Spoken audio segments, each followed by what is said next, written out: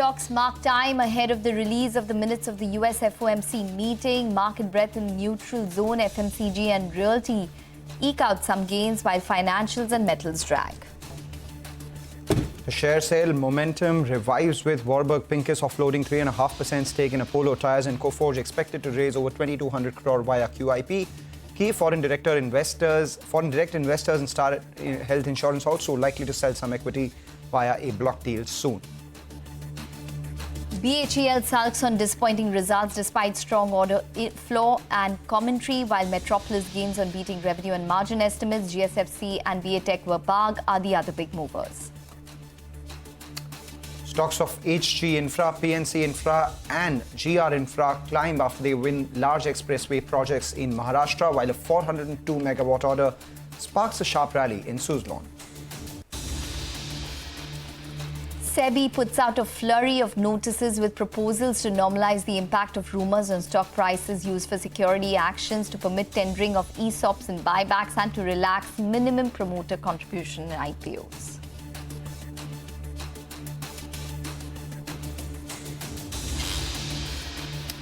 Good afternoon. You're watching us here on Halftime Report. I'm Mangla Malu. With me as always, Ekta Batra. It's an interesting first half of trade so far. The Nifty is in the green. The Nifty Bank not so much. In fact, the Nifty is in the green despite the Nifty Bank falling about 2/3%, and that's largely because of a couple of factors supporting the Nifty. We have Reliance, which has moved to the high point of trade. We have decent traction coming in the IT names, so the IT index is doing well. And the third big factor are the FMCG stocks. So all of them doing extremely well in the first half of trade so far. Maybe the street pinning some hopes on recovery in rural post-monsoons and post-elections as well. So that leads to an uptick in three legs of the Nifty, which are doing well. The fourth leg, the Nifty Bank, not so much. So let's see where we go. Hi, Manglam. Yes, absolutely. That's probably what is resulting in a little bit of the downturn that we're seeing, or maybe just about the consolidation. So the Bank Nifty is down around 0.7% at this point in time. Advanced decline ratio, even keel at 1:1. You did mention FMCG stocks, and that seems to be the flavor of today, no pun intended. We have HUL, which is the top gain on the Nifty, up 2.5%. Britannia up 2.3%. Tata Consumer Products, which is up around 2%. And ITC, which is still due to release its numbers, is up around 1.6%. So that seems to be where the interest is dominating in trade today. But let's shift focus on to one stock in focus, Updata Services. The stock is under pressure after reporting its Q4 numbers. Revenue growth came in muted sequentially, while the EBITDA margin expanded. Profit after tax jumped around 150% on a year-on-year basis. To discuss this, we have Raghu Tangirala, who's the chairman and MD of the company, joining in. Mr. Raghu, thank you very much for taking the time out. If you could just start by talking about the muted top line this quarter. Revenue was down around 0.7% on a Q-on-Q basis, though it was up around 10.5% year-on-year. Can you tell us the key trends that took place in terms of sales this time? Sure. Thank you for having me. Yes, revenue was muted. We had actually reported this earlier also. We had exited certain contracts in both our business segments, that is the IFM segment and the business support segment. Those contracts were not very viable. So there's a kind of exiting businesses which I think was not adding value. So that's why it's muted. But however, all that will pick up from the first and second quarters of this year. All right. So businesses not being viable has, you exiting businesses not being viable has led to that, muted performance in the revenue, so to say. But what's actually done well are your margins, because, that is definitely working on your margins. The first quarter, your margins were 5.7%, increased to around 6.3% now as we end this year. The overall margins for this year closer to around 6.3% in the fourth quarter. So what's your target then on margins? At what point do you seem satisfied with margins? And when does revenue start picking up? From the first quarter, it would be slightly kind of 6-7% revenue pickup. But the second, third, and fourth, we expect to do anywhere between 15 to 18%, both on revenue and both on PAT. All right, and margins stay stable around that 6.5% mark. Yeah, we would aim for about 7, so that will be the numbers. Okay. Can you give us an outlook in terms of the contracts in FY25 and demand? We are on track to do that 15 to 18%. We have signed these contracts. But however, as I told you, first quarter will be slightly muted because it would take that time to ramp up, and then we will do that. We hope to do between 15 to 18%. Right. These Okay, contracts so are all signed because they are all long-term contracts or medium-term contracts. That is anywhere between 3 years to 5 years. do you have any visibility or guidance that you can share Q2 onwards? You said Q1 would probably be a little tougher. Q2 onwards, are you expecting a revival? Q1, we would do close to a high single digit, about 8-9%. Q2 will do about 17%. That is the visibility now. All right, so 17% growth in Q2, 8-9% in Q1 for the full year. You have a target of 15 to 18% on the top line. Let's talk about the verticals of the company then. I'm looking at both your IFM and BSS business. I just wanted to know, obviously it's the BSS business which has been growing a lot faster than the IFM business. What's the margin differential between the two? And secondly, what is the ideal mix that you would like from both these verticals for the company? See, historically and also for this year and the next year, the mix would be about 40% average in terms of revenue would be the BSS segment, 60% would be IFM. And in terms of, if you look at, you ask the PAT margins or EBITDA margins in the BSS business in the range of about 12 to 14%. The IFM business would be in the range of 5 to 6%. The mix is right now 60-40. 60 in terms of revenue from IFM, 40 in terms of revenue from BSS. Okay. What we're trying to get at is what's your target mix change? Because if you want to improve your margins, you'll have to have a higher contribution coming in from BSS, right? Yeah, that's exactly the plan. We will also do an inorganic, which we will raise money for in the BSS space. So we hope to have a 50-50. Okay, so that's exactly what I needed to actually narrow down on. That was my next question. Was there any progress in terms of the acquisitions and inorganic growth that you're probably looking at? You had earmarked, I think, around 80 odd crores when it came to M&A, and you are looking at the BSS vertical. So anything more that you can share with us at this point? I won't be able to share anything now. I'm constrained to do that. But what I can share is we are very actively talking to a couple of target companies. We should do something in the next 1-2 quarters, definitely. Okay. What would the size be? We are actually also call that out. We would look at, instead of size, we would look at adding anywhere between 15 to 20 crores of PAT. Okay, 15 to 20 crores of PAT. You said that... So I'm not talking the top line. We don't know that. But the intention is to add 15 to 20 crores of PAT by way of inorganic growth. Got that. And what about this loss due to unviable business that you started shutting? I mean, is your portfolio now completely rid of these unviable businesses, or you still have some which you may have to shut? No, absolutely, we're clean. So how do you define unviable businesses? All the unviable business, we are done with it. How would you define them? Are the ones that they're making losses? We would define anything not able to give us at least that whatever margins I told you between 10 to 12% or 13% basis, about 5-6% in IFM. Anything below that, to a large extent, anything 20-30% below those margins, we will exit. And none of your businesses are right now in that range, right? You've exited all of them. Yes, that's why we're confident of doing that. I said 5-6% in this space and about 12-13% in that space. Okay, all right. So we're going to leave it on that note. Thanks very much for joining in and speaking with us. So that's the word coming in from Updata, that stock in focus. It's a recent listing as well. I think the issue price was around 300 odd rupees. We'll take a short break, but up next we'll focus on BHEL and Metropolis, which are reacting to their Q4 numbers. Stay tuned.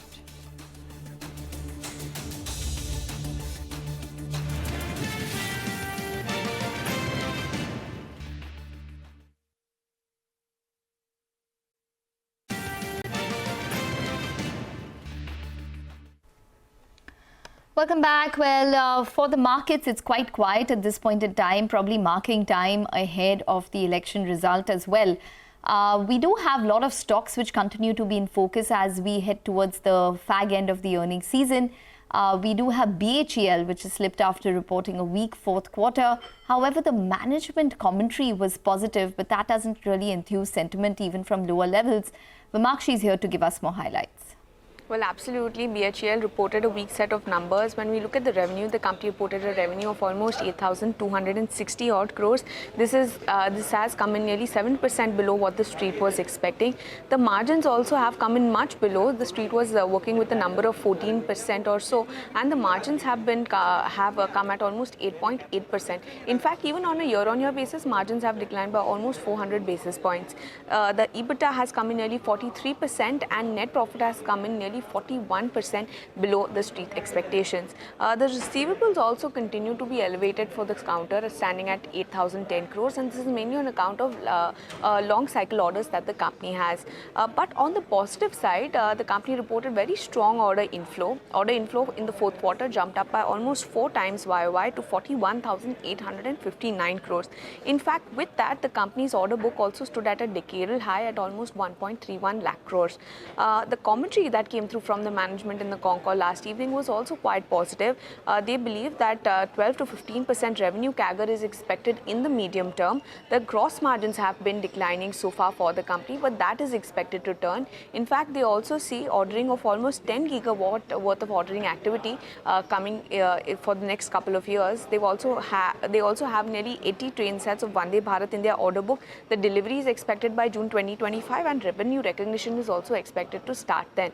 So overall, when we look at the numbers, definitely a weak set. The management commentary, although, is quite positive, and the order book also looks quite strong. And in fact, we have a note coming in from Macquarie as well, and they are highlighting that the EBITDA margin weakness that the company has posted is in contrast to many other capital goods stocks that have actually managed to report a beat as far as their margins are concerned. They also highlight that order inflow outlook is quite healthy, but because there are a lot of moving parts, long gestation, backlog nature also keeps them cautious as far as the margins are concerned. So given those factors, Macquarie has an underperformed call on BHEL, target price of 192 rupees per share. All right, Vimakshi, thanks a lot for that. That explains why BHEL is down about 4.5%. Was lower from the start of the day and hasn't recovered since. But the one stock which is surging in trade today is Metropolis, up nearly 6% following its fourth quarter earnings. Ekta, important takeaways from their earnings call? Well, yes. I'll start with the numbers. Revenue was up 16%, better than expectations. Margins also did better than expectations. Core business revenue was up 15% for the company. True Health Wellness, which is basically preventive testing, was up 22%. Specialized revenue was up around 17% for the company. B2C revenue growth in Mumbai was up 20% as well. So all in all, it all looked good. Ameera Shah stepping down as MD and now becoming executive chairperson and whole-time director didn't really deter sentiment at all. Now, in terms of the call takeaways, they're looking at mid-teen growth in FY25, volume growth of around 8 to 9%, 5 to 6% growth from realizations. They believe they would be able to sustain their margins, which they've seen in Q4. They are estimating margins of 25.5 to 26%, which includes the dilution from lab addition, which they're expecting should be around 25 labs and around a 1% lab-related dilution. Net cash surplus, 117 odd crores. They won't look at debt, which would go beyond 2.5 times EBITDA if they're looking at acquisitions. They will be funding via internal accruals, debt, equity. Strategies for M&A includes looking at geographical regions such as North, East, South and West, and also technical capabilities, regional plays. We've seen B2B volumes rise, and they're seeing rationalization in terms of discounting and competitive intensity as well. So that's the reason why you're seeing the stock up around 4%. All right, that's about Metropolis. Just keep an eye out on the F&O activity in Metropolis as well. The open interest has crossed 100% of the market-wide position limits right now. So maybe just keep an eye out, may get into F&O ban today. But more on that and all the other stocks which are likely to get in and out of F&O ban in just a bit. Gulf Oil Lubricants from the cash market stocks doing extremely well, up around 12% odd. Now as we speak, nearly 13%. And GSFC, on the other hand, slumps in trade after the company has reported a weak performance in the fourth quarter. Sonal joins in with these divergent moves. Sonal. Well, let me start with Gulf Oil because it was this time around. Revenue growth of 10% in quarter 4. EBITDA was up 32%. Margins expanded by 200 basis points, leading to a profit growth of 40%. Even FY24 ended on a strong note. Revenues up 9.5%. 33% to come in at 308 crore rupees. The company says they've been able to maintain the growth momentum in the year, with volume growth coming in at 2 times that of the industry level, and this was led by double-digit growth in the infra segment, mining and B2B segments as well. Growth was strong across all the segments except for OEM factory fill in the last quarter, so that is where some pressure came in for the company.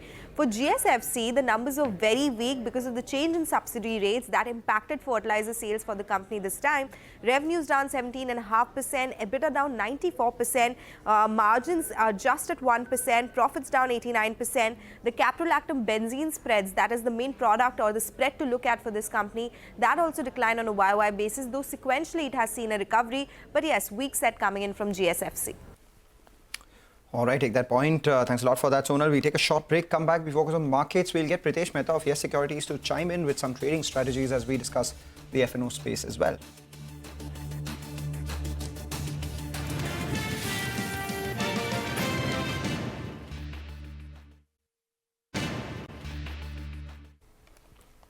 It's an interesting day of trade so far. I mean, if you look at the way the markets have moved, just pull up both the Nifty as well as the Nifty Bank together, you'd see the Nifty is actually at the high point of trade with a gain of almost 50 points. The initial slump on the Nifty has been bought into, and the Nifty Bank, on the other hand, has consistently been lower. In fact, now down about 0.2%, very close to the lower end of today's trading range itself. One is tempted to wonder, then what is it that is taking the Nifty higher? We spoke about Reliance earlier, but look at the other two indices, the Nifty IT index and the Nifty FMCG index. Both of them are at the day's high. The FMCG index 1.5% higher, ahead of ITC's numbers tomorrow as well. That stock's doing well. The Nifty Bank is struggling. In fact, it's very close to its 50-day moving average, just below it. 47,785 is the 50-day moving average. It failed to conquer the 20-day moving average. It was a little over 48,100 odd, and now has moved towards the lower end of today's trading session. Where does it go today? The second half has all the answers. On the way up, 47,700 call has seen a fair amount of traction, telling you 47,800 on the Nifty Bank would see some resistance. In fact, not just that, above 47,800, there is 47,900 as well, and 48,000, which would prove as strong resistances for the Nifty Bank, given the call writing that we've seen ahead of weekly options expiry. At the lower level, though, there is some support around that 47,500 mark. Until then, there is no support for the next 200 points on the way down for the Nifty Bank itself. So those are a couple of factors we need to keep an eye out on. The skew is more towards the downside than the way up. The Nifty has strong support at 22,500. And why is that? Because twice in a row, we've seen the Nifty recover from levels below that 22,500 mark. And right now, as we speak, it's closing in towards that 22,600, where a lot of call writing has taken place. So if the Nifty Bank starts to support, then maybe the Nifty moves further higher from current levels. Stocks that we're talking about, Hindustan Copper exited F&O ban yesterday. We have spoken about that, but chances are it re-enters today for the kind of open interest activities we've seen. Canara Bank is the other one as well. And Metropolis Health, Ekta just spoke about, the commentary coming in from their con call, etc. But seems like with the open interest built up, the stock may enter F&O ban today. So these are the three stocks that I'm watching out for, Ekta. Okay, all right, Mangalam, thanks very much for that. So all three from different sectors today. Pritesh Mehta of Yes Securities joins in now to discuss the strategy on the markets. Pritesh, hi, welcome to the show. Well, Bank Nifty is sluggish. Let's start with that. How would you approach it? I think we need to keep banks aside. When you look at all the leading indices, when we look at something like mid caps, small caps, and even something like Nifty Macro Cap 250 Index, these are the ones which are showing strength, follow through movement. But when we look at something like some bank or even financials, they are lagging. So I think at least for the next 2 weeks, we should not be talking about banks. Rather, we should be focusing on the stocks from the broader markets, because when you look at structure, they are witnessing follow through movement. So I think rather than focusing on the large cap stocks, focusing on the side counters, on the side sectors, that would be a right way to go into this market for at least for the next 2 weeks. All right. So then what do you do? So broader markets, as I mentioned earlier, this is a space which is showing strength. So when I look at the ratio of small cap versus Nifty, mid cap versus Nifty, something like Nifty mid cap, micro cap 250 index, we don't normally talk about this index, but it is showing bullish setup. So I think these stocks from this basket will do well. So in fact, there is something like SCI, Shipping Corporation India, that you like. It's a part of your Nifty micro cap index, and this stock is showing strong patterns. It is on the verge of giving a bullish ABC breakout to the upside. And the way targets are set, I think I won't be surprised the stock goes towards the levels of 290 to 95, at least in the next couple of weeks. Another stock that we like is from the FMCG space. So that one is Godrej CP. Again, we are talking about comeback coming in from the FMCG index. It is yet to show a strong outperformance against the Nifty, but there is a ratio. When you look at the ratio of FMCG versus Nifty, it marked a low in the month of April. Now it is moving higher. And for Godrej CP, there is a bullish shutter breakout taking place. We are witnessing bullish follow through also. So move towards 50-50 is possible. The stop would be around 1290. Okay. Just wanted your thoughts on Coal India, because that one's done quite well this week. It's gained around 6.8%. And even Cipla's not done too badly. It's gained around 5%. It's up today as well. Both those stocks, do you see any further upside on your calls? Yes. First of all, Coal India, the stock is an uptrending counter. It is going through a bit of time consumption, time consuming move now. But I feel the way the setup is, we are witnessing a bullish follow through coming in. So a move towards 540 is possible, but I think it won't be a one-way journey. It will take a bit of time. And when it comes to pharma stocks, rather than Cipla, I think we should be focusing more on something like Lupin or Aurobindo Pharma, because these stocks are outperforming the Nifty Pharma Index, and they are showing, apart from showing relative strength, there is also on a standalone charts, we can see multiple bullish patterns playing out. So these two stocks from the pharma space could do well. All right, take that point, Pritesh. Thank you so much for joining in and giving us all those stock picks that you have. Before we slip into a short break, macro tech developers, the Lodha builders, doing extremely well in today's trading session, moved to the high point of trade, doing well for this week as well. And with today's move, in fact, it's turned positive for the month. So that's one of the stocks which is seeing some traction. Apart from that, some traction in Z Entertainment as well. Reported their results over the holiday. We saw a bit of downgrades coming in from brokerages, etc. as well. But from the lows, that stock seeing some purchase. Remember, this year itself, the stocks corrected about 45%. So some weakness out there already, but some of it getting priced in as well. We take a short break, come back on the other side. We get you real estate investments, all about real estate investment trusts. Jayan Nayak, who's the CEO of Nexus Select Trust, joins in.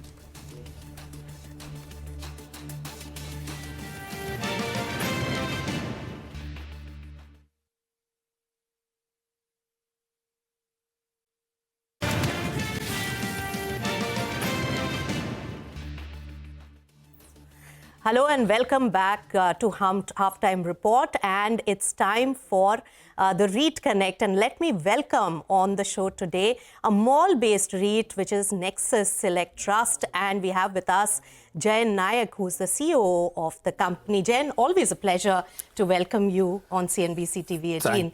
Now, my first question, so far, there have been three, office rental REITs. Yours is a differentiated REIT with mall property.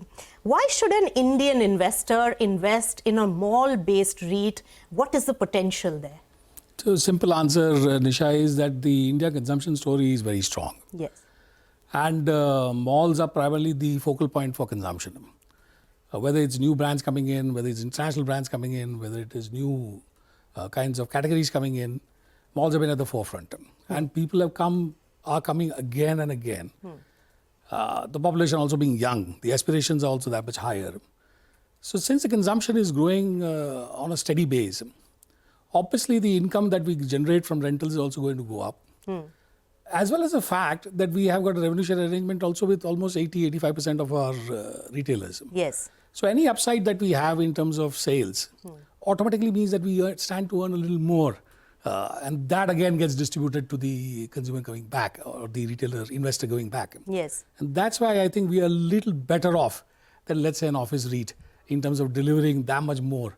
So you have a revenue sharing arrangement with the mall lease participants.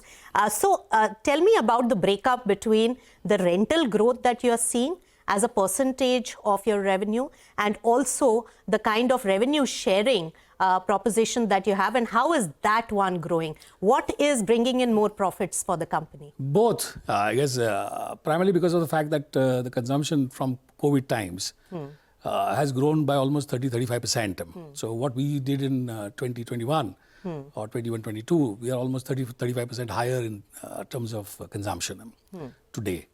Because of that, obviously, when we renegotiate with the clients and all that, we are getting almost a 20% leasing upside. So effectively, the rentals have also gone up in the re-leasing spread. And the consumption also going up means that we earn almost a percentage or 2% more in terms of the rentals that or the consumption revenues that we had. That has also helped us increase our NOI. So effectively, last year, Yes. we ended with an NOI increase of almost 16%. And a good portion of that came from obviously the re-leasing spread that we had, plus the fact that we also had the consumption upside that was there. So that means, Jayan, that every penny that I am spending in a mall for any consumption, a portion of that is going to your, to the owner operator, and if it is under your REIT, it's going to you. Absolutely. So if you invest and you buy, let's say, Zara from our mall, then every rupee that you spend and you're an investor with us, a part of it is coming back to you as profits for your re-spending in anything that you'd like. All right. So that's the basis of the kind of consumption story it builds along with the property story that it has. But, COVID scenario was an aberration. Jayan, from there, how much have you picked up? Compare it with the pre-COVID levels. So, two factors, I guess. One, not only, as I said, we are almost 30-35% higher than what we were during COVID times. And this is pre-COVID. I'm not talking of COVID. COVID was abnormal. Yes, pre-COVID levels. So when our pre-COVID levels were, let's say, 2019, then we are almost 30-35% up in terms of consumption. And in terms of the trading occupancy, we at Nexus have reached almost 98% trading occupancy. So both sides, that had all gone down a little bit. We are down almost to 90-91% during COVID times. Now we're back at 98%. So that both these are big factors contributing to not just the growth, like we said, but in terms of increasing the efficacy also for the consumers to come back to us again and again. How is the growth potential? Would you be looking at more acquisitions for increasing your portfolio? And how is the construction development of standalone developers also taking place in the country, especially considering that the real estate prices are going up? So how do you see the potential of newer construction and therefore your growth? We, Nisha, have been acquiring almost 1.5 million square feet every year. So we started in 2016 with 1 million and now we're 10 million square feet. And our stated goal is to go on increasing our acquisitions on the same path. So I don't think there will be any slowdown as far as that we are concerned. Both in terms of number of malls, today we are 17, we hope to be 30 in the next 3 to 5 years. There is enough grade A malls available for us to acquire in the present scenario. Yes. And besides that also, the growth of construction both in Tier 1 and Tier 2 towns have really picked up. More developers are now investing money in real estate, primarily because of two reasons. And when you do a mixed use and you have a mall right up front, let's say a residential locality, not only does your residential locality get a premium because of the real estate coming in, but the fact that the mall itself can earn you more money in valuation by selling to people like us as soon as it is built. So that again is, I think, something that is an assurance to developers which developers did not have in the past. Yes, so they are also getting assured about monetizing the assets that they are building. Yeah. But Jayan, there are lots of retail investors who are watching this interview. So what are the questions that retail investors ask generally, and what are the benefits that come to them by way of a REIT investment, and especially a mall-based REIT investment? Has the traction increased from retail participants? Very much so. So, give you a figure, we had only 20,000 retail investors when we were listed. But today that figure has already reached 36,000. So, effectively, we are growing as we speak. Gentle question is only about the fact that whether we are delivering what we have promised in our DRHP or not. And we have beaten the projections so far. So, that's the only question that is there. The other question that they still ask, and that I think is a question where we can, the media can also help us, is when will we be listed on the indices? So then that entire trading will be much more easier, that much more visible for the retail investors. So I think we as an IRA also, with our association also, are trying to ensure that we get So listed there on are the two indexes. ways of benefiting in this. One is the dividend payout, which you spelt out, Correct. the growth potential, and by the revenue sharing model as well as the rental income model. And on the other hand, it's the upside of the equity that will increase with the traction. And finally, few benefits that a REIT has versus a pure play stock listed, which is a mall operator. So I guess number one is the fact that you are getting assured dividends on a quarterly basis. Yes. Which is your first benefit that is there. The second benefit that you are getting out of it is that as in when you want to monetize with the consumption growing, with the portfolio growing, Yes. it gives almost an equal return in terms of equity to you as a stock would give you. Yes. So I think you are benefited on both sides, both regular income as well as the future upside in terms And of the tax benefits also. as well as the tax benefit, because the dividends, Yes. like are there in REIT, are almost 66% of the dividend is tax free. Yes. Which is also an added advantage to any retail investor. All right, Jen, you've made some emphatic points on why a retail investor should look at REITs as an investment as part of their diversified portfolio. Thank you so much, Jen, for joining us. Thank you very much for having us. Thank you. With that, we'll slip into a short breather. It's a wrap on REIT Connect.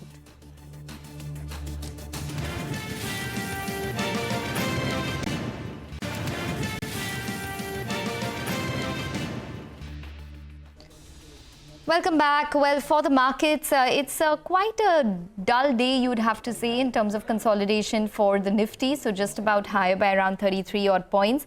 Just want to point out Cipla is in focus on account of an approval for injection, lanreotide injection, which they received earlier in the morning. And that would be positive for Cipla simply because they are already selling a type of that injection in the US. Now they've received generic approval for it, and they could make around an incremental $100 million from this particular drug. So I think the street is quite enthused about it. The stock, as you can see, is up around 2%. And the company had, it's in line with the company's guidance of launching a complex drug in Q1 as well. But anyway, let's move on. Paytm is under pressure after the company reported its fourth quarter numbers. Abhishek is here with the fine print. So to begin with, Paytm has given its Q4 FY24 numbers, and the net loss is higher than street or analyst expectations. The revenues are down 2.7% YOY and about 20% sequentially.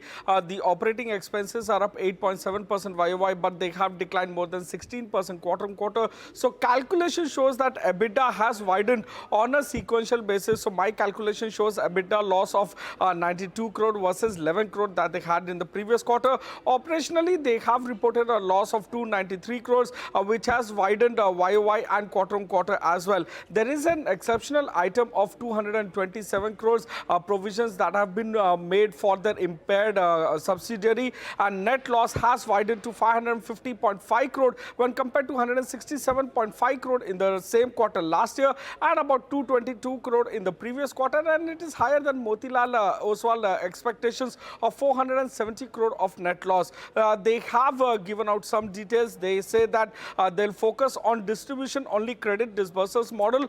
Collections under this model will be directly by lending partners as well. Full financial impact of prudent operation risk policies and temporary disruptions will be seen in Q1 of FY25. So they are confident to see meaningful improvement starting Q2 FY25. They expect EBITDA before ESOP a loss of about 500 to 600 crore in Q1 FY25 and improvement thereafter. Back to you. Okay, all right, Abhishek. Thanks very much for that. Well, let's move on. JK Tyre is a stock which is in focus after a decent quarter with a 56% growth in profit and healthy margin expansion. The net debt has also declined. We did speak to Raghupati Singhania, the chairman and managing director at JK Tyres. Listen in to what he had to say. We're looking at a good traction in the year. The tire industry is expected to grow about 6 to 8% across the board. And so is the vehicle industry going to, particularly the passenger car, 6 to 8%. So that should give us a good traction. The truck industry, of course, is a little flattish and will be a little flat during the year. It may have quarter to quarter up and down, but in the end of the year, it will land up more or less flat. The OEM I'm talking. I'm not, replacement market is different story. Replacement market is moving all right. And so that is the growth forecast for the industry. We are looking at maintaining the growth momentum and trying to work on about 8 to 10% increase in our sales in the year for 25. We had first done a place with the IFCI, 240 crores, and another 500 crores with the QIP this year. And the two together, our debt has come down substantially by nearly 18% during this year. Our net debt has come down by 18%, and our debt equity now stands at 0.85 to 1. So, in fact, we are quite happy about our debt, and debt is absolute number of debt is nearly 3,100 crores. So that's where we are, and we hope to maintain a better debt profile continually. Okay, we'll take a short break on that note, but on the other side, Manisha Gupta will join in with the commodity segment. Stay tuned.